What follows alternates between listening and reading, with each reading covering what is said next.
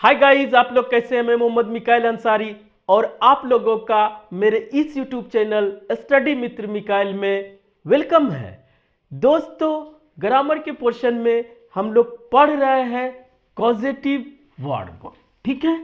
तो इसी को आगे बढ़ाते हुए दोस्तों हम लोग इसमें बहुत कुछ पढ़ लिए, जैसे कॉजेटिव वर्ब क्या होता है, इसका कैसे यूज करते हैं, किस किस सिचुएशन कंडीशन में इसे यूज किया जाता है, कौन कौन होते हैं, और सबको एक एक करके हम लोग पढ़ चुके। आज हम लोग दोस्तों डिफरेंस पढ़ेंगे मेक और गेट में, कि कहाँ किस सिचुएशन कंडीशन में मेक यूज करेंगे और किस कंडीशन एंड सिचुएशन में हम लोग गेट यूज करेंगे, ठीक है दोस्तों। वैसे तो हम इस पे भी एक वीडियो बना चुके हैं, इसी प्लेलिस्ट में है मेक और गेट में डिफरेंस, लेकिन दोस्तों वो वीडियो थोड़ा बड़ा हो गया और बहुत सा चीज उसमें लिए हैं।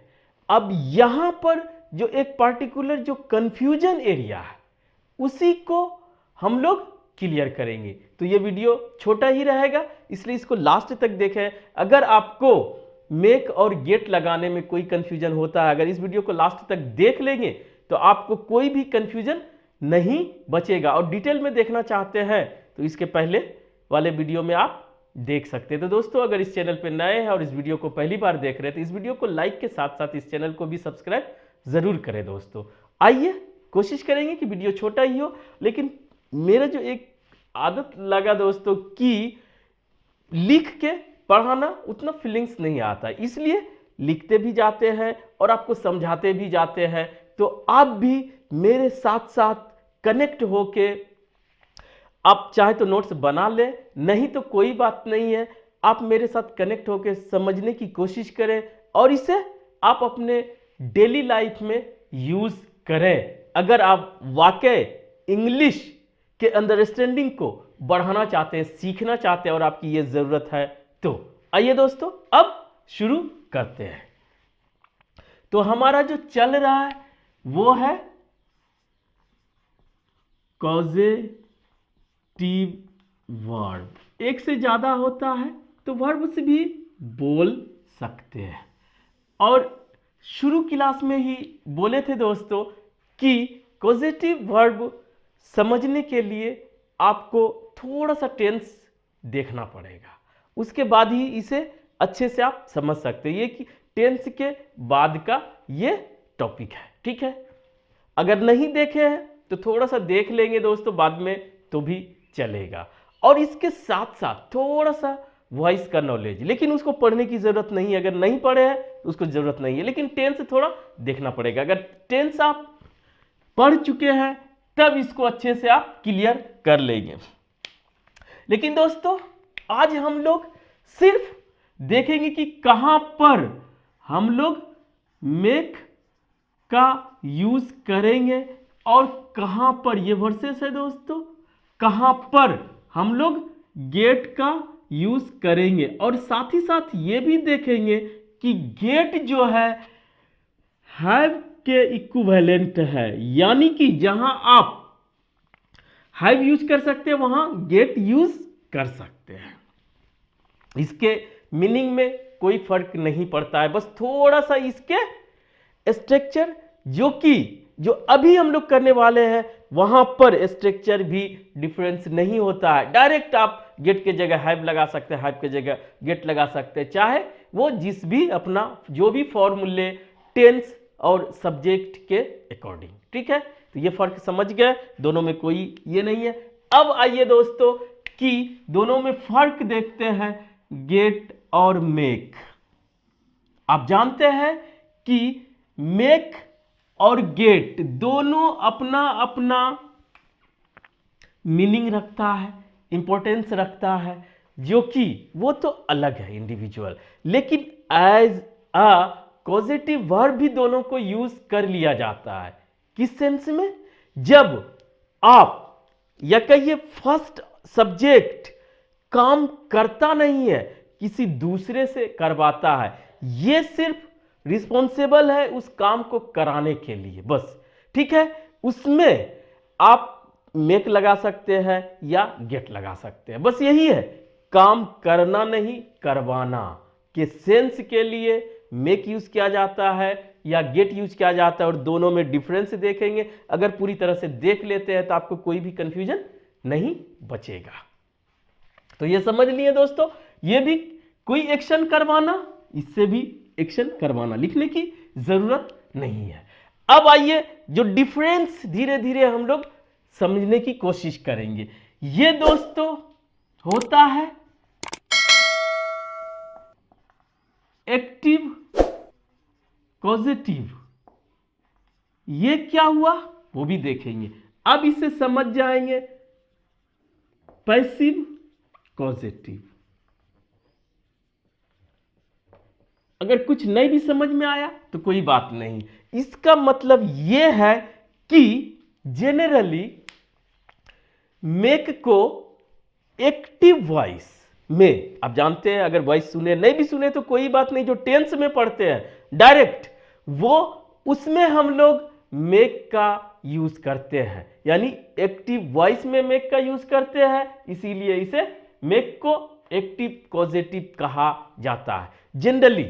ठीक है, और गेट या हैव को पैसिव वॉइस में यूज करते हैं, इसीलिए इसे पैसिव कॉजेटिव भी कहा जाता है। और इससे आपको फीलिंग्स आएगा कि एक्टिव सेंस देना है तो हम मेक लगाएंगे, और पैसिव सेंस देना है तो हम गेट या हैव लगाएंगे करवाने के लिए।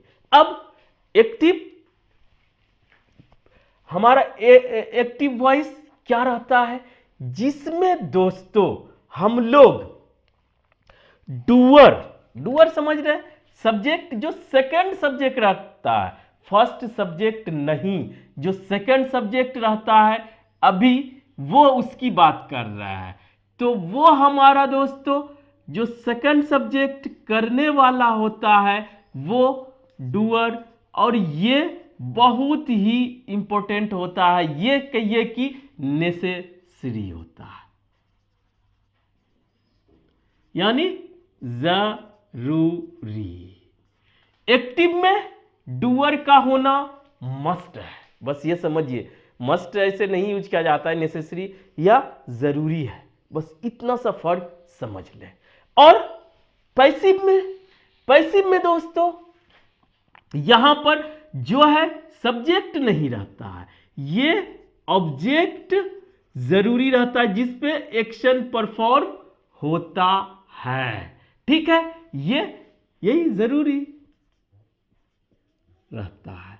तो अब आप क्लियर हो गया होगा कि एक्टिव में डूअर यानी कि सब्जेक्ट जरूरी रहता है जो एक्शन को परफॉर्म करता है, पैसिव में ऑब्जेक्ट जरूरी रहता है जिस पे एक्शन परफॉर्म होता है, बस इतना समझ ले।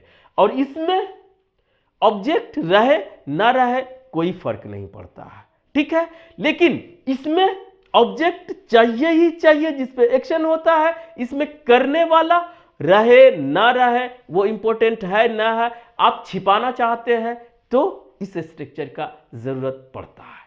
ठीक है, अब इतना समझ गए तो ये एक चीज और देख लें यहीं पे, ये जेनरली ये हमारा पर्सन होता है, पर्सन मतलब आदमी, ये एनिमल भी हो सकता है। ठीक है दोस्तों, ये समझ ले। जनरली अगर आप एक बात में जानना चाहते हैं तो डूअर कौन होगा, पर्सन, काम करने वाला पर्सन, और ऑब्जेक्ट कौन होगा, ये हमारा थिंग होगा, जिस पे काम होगा वो वस्तु होगा, लेकिन आदमी पे भी काम हो सकता है। ठीक है, तो ये पर्सन भी आ सकता है, लेकिन ये पहला याद करने की कोशिश करें, समझने की कोशिश करें। तो अब दोस्तों स्ट्रक्चर आपका सिंपल हो जाएगा। अगर स्ट्रक्चर समझ गए तो आपको कोई कंफ्यूजन नहीं बचेगा। अब स्ट्रक्चर की अगर बात करते हैं तो जब मेक से बनाएंगे तो आपका क्या रहेगा दोस्तों, जैसे सभी का वर्ड मीनिंग आप याद करते हैं, लिखने का राइट, बोलने का स्पीक, और पढ़ने का रीड, पढ़ाने का वैसे है, पढ़ाने का टीच, लेकिन लिखने का लिखाने का नहीं है। तो जिसका भी हमारा दूसरा करवाने का नहीं है, उसी सेंस को फुलफिल करने के लिए मेक या गेट का यूज कर लिया जाता है। अदरवाइज दोस्तों नहीं तो हर एक वर्ड का, एक्शन वर्ड का करने का एक वर्ड मीनिंग, करवाने का दूसरा वर्ड मीनिंग। लेकिन ऐसा नहीं है इंग्लिश में, बस करवाने के लिए इसी को लगा दिया जाता है और इसे आसान कर लिया जाता है। ये आप समझ गए कॉजेटिव वर्ब क्यों यूज किया जाता है या क्यों इंपॉर्टेंट है। तो अब दोस्तों अगर स्ट्रक्चर की बात करें तो हमारा मेक, ये क्या हुआ, करवाना, ठीक है, प्लस हमारा जो कर रहा है डूअर, इसमें मस्ट है, ठीक है दोस्तों, डूअर।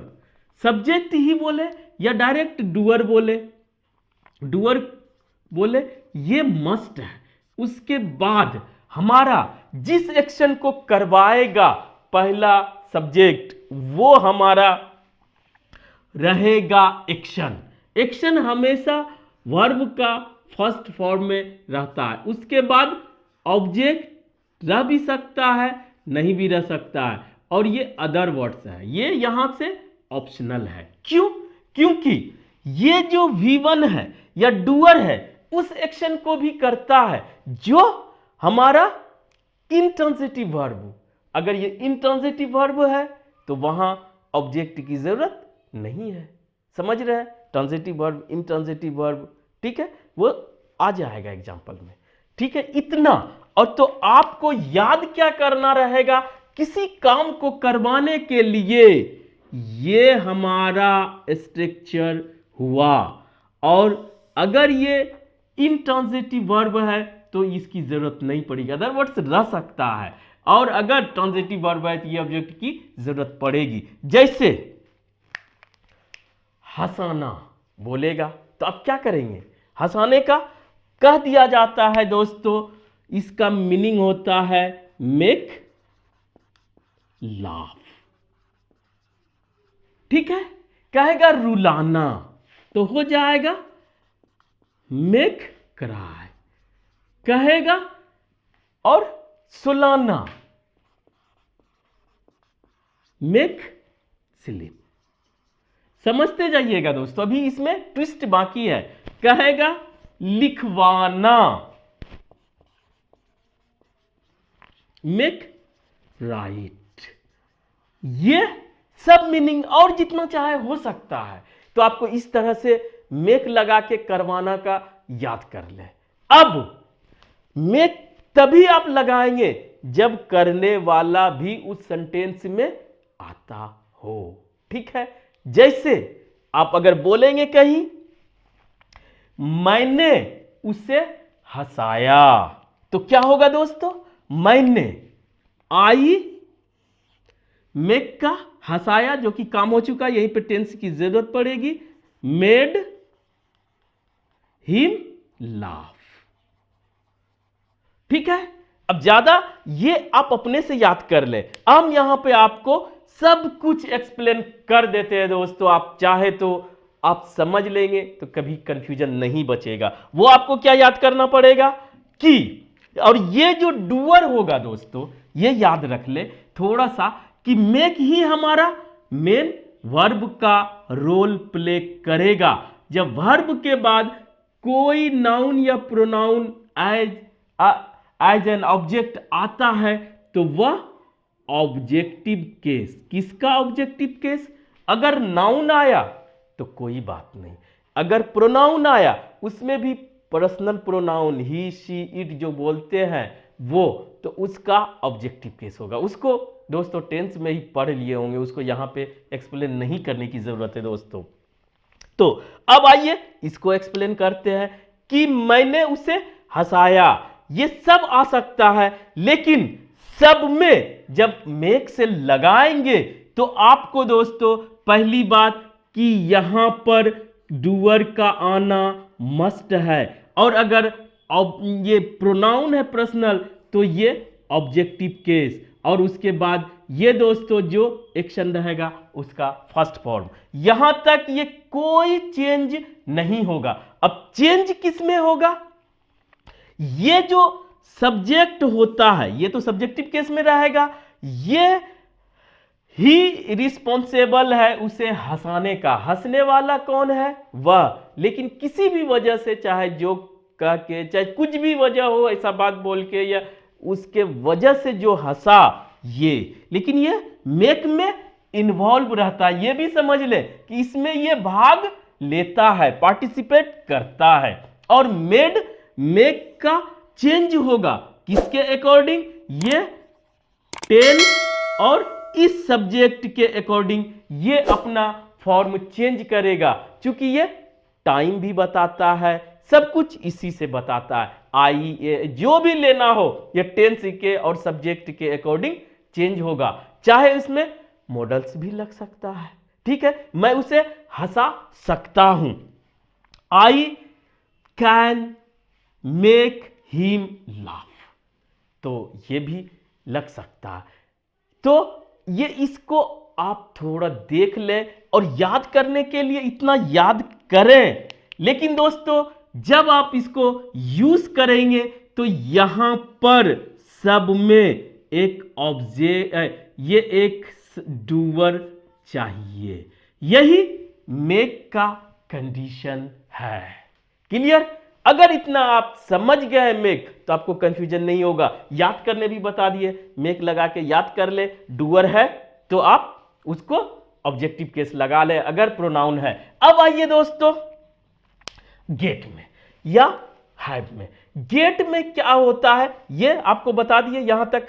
गेट में आप याद कर ले कि ये जब भी हम पैसिव में यूज करेंगे, एक्टिव भी इसका होता है, इसका पैसिव भी होता है, लेकिन जनरली यूज यही किया जाता है और कंफ्यूजन इसी में होता है। गेट ले या दोस्तों हैव ले, यहां पर स्ट्रक्चर में कोई चेंज नहीं होता है। इसके एक्टिव स्ट्रक्चर में थोड़ा सा चेंज है, लेकिन यहां सिर्फ पॉजिटिव स्ट्रक्चर लेंगे। तो गेट के साथ क्या लेंगे दोस्तों? हमारा ऑब्जेक्ट आएगा।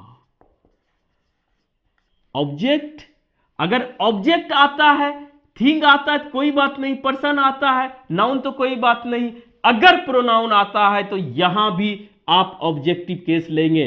उसके बाद वर्ब का थर्ड फॉर्म, बस इतना ही। अगर ये डूअर की जरूरत पड़े, वैसे इसमें उसको देने की जरूरत नहीं है, एग्जाम्पल से देखेंगे, अगर देने की जरूरत पड़े, ऐसे वो पहले समझा चुके हैं दोस्तों, तब उसको लिखने की जरूरत नहीं है। तो ये बस 3 यहां याद करना है, 3 यहां याद करना है, ठीक है। बस गेट के जगह हैव यूज करेंगे। और इसमें जो है फर्क समझ ले कि किसी बंदे को कन्विंस करके या पैसा देके काम कराया जाता है, और दूसरी बात कि उसमें जो मेन सब्जेक्ट रहता है ये इन्वॉल्व नहीं रहता है।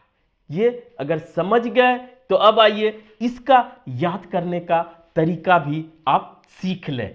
जैसे गेट से ही लेके चलेंगे दोस्तों।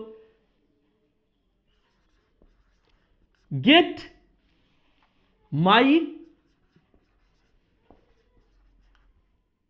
हेयर कट, ये भी 3 है, ठीक है। या कुछ भी करें, गेट माई कार वॉश्ड, ये अब समझ में आ गया कि ये V3 होगा। दूसरा हैव कर लेते हैं,